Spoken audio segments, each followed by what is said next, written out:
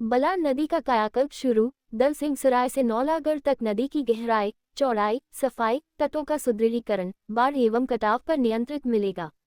बलान नदी का दिन अब बहुरने लगा है। दलसिंहसराय से नौलागढ़, बेगूसराय तक बहने वाली बलान नदी के पुनर्जीवन की प्रस्तावित परियोजना आकार लेने लगा है।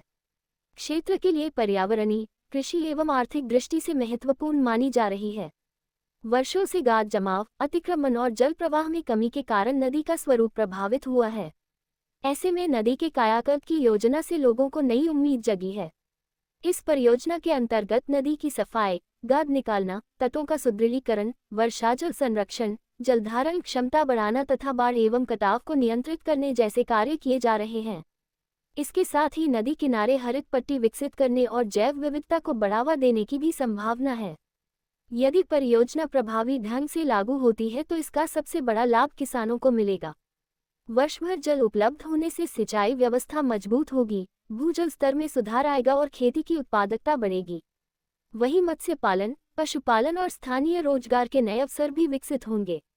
नदी के पुनर्जीवन से जलभराव और बाढ़ की समस्या में कमी आने की संभावना है।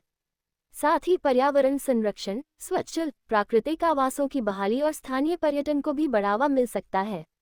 नदी किनारे बसे गांवों के लोगों को बेहतर जल संसाधन उपलब्ध होंगे, जिससे ग्रामीण अर्थव्यवस्था को मजबूती मिलेगी।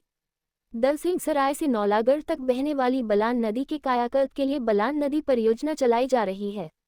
इसका मुख्य उद्देश्य गाद निकालकर नदी को गहरा करना और जल प्रवाह को सुचारू बनाना है।